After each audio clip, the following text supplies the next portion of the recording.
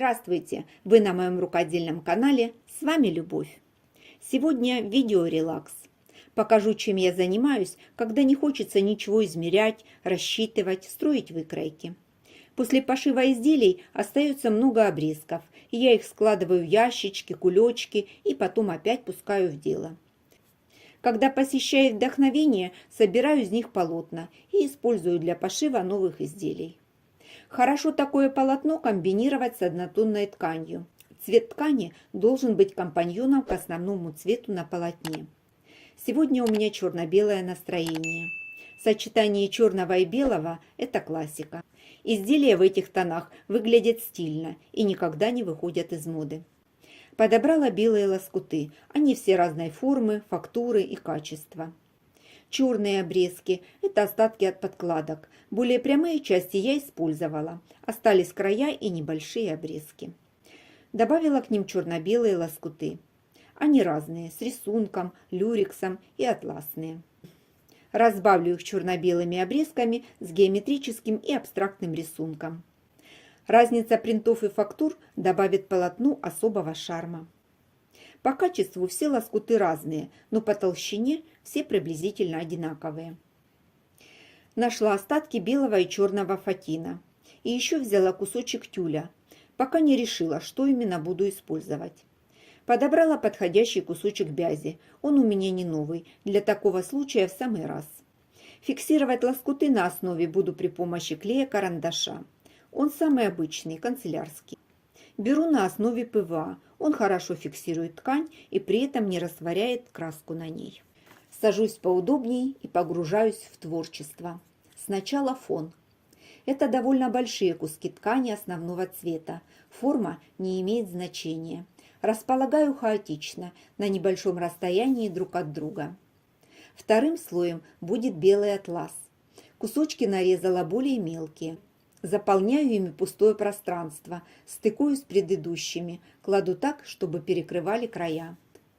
Дальше в ход идут черно-белые лоскуты, но на них преобладает белый цвет.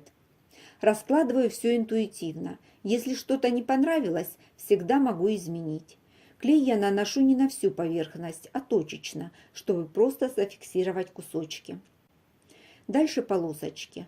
Они всегда хорошо смотрятся в подобных полотнах. Переход цвета становится все заметнее. Добавляю немного фактурной ткани.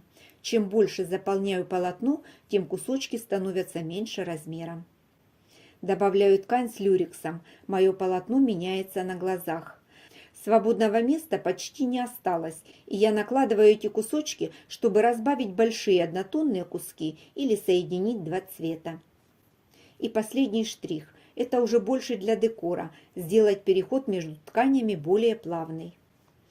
Размер полотна у меня будет довольно большой, 45 на 75 сантиметров, поэтому собирать буду частями. Сдвигаю подложку так, чтобы мне было удобно, и начинаю все сначала. Материала для работы у меня достаточно, нарезаю и собираю приблизительно так же. Нарезаю совсем маленькие кусочки ткани для декора. И чтобы сделать единое полотно, добавляю их в нужные места. Где много белого, добавлю черный. Где много черного, добавлю белый. Все просто. Сборку закончила. Это у меня окончательный результат. Все кусочки надежно держатся. Работать дальше будет проще. Есть разные способы сборки пиццы. Мне нравится этот, и я им всегда пользуюсь. Теперь определюсь, чем буду накрывать заготовку сверху. Пробую тюль. Однозначно нет. Структура мелкая сетка, но в итоге сильно приглушает цвет заготовки. На одну сторону кладу белый фатин, на другую черный и сравниваю. В принципе, мне нравятся оба варианта. Если комбинировать с белой тканью, думаю, больше подойдет белый фатин. Если ткань будет черная, то фатин тоже нужен черный. Накрываю заготовку куском черного фатина, по размеру чуть больше, и скалываю булавками. Булавок много не буду ставить, только чтобы соединить фатин и заготовку. Осталось простегать. Покажу еще один вариант. Он тоже в черно-белых тонах.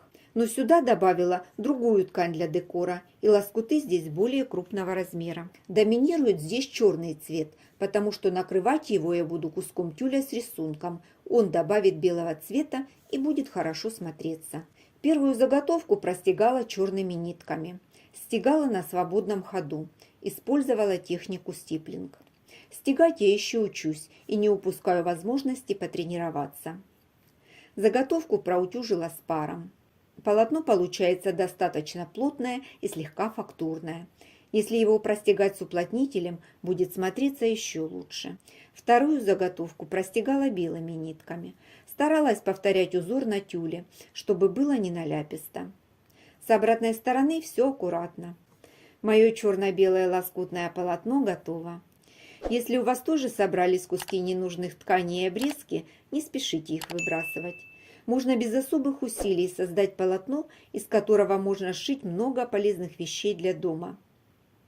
Начните с простого. Сшейте салфетку для сушки посуды, оригинальную наволочку, сумку для покупок. Вдохновляйтесь и потом шейте большие проекты, одеяло или покрывало. Если вам интересно, что буду шить я из своего полотна, не пропускайте следующее видео. Покажу пошив изделия. А я на этом с вами прощаюсь. До встречи в новых видео.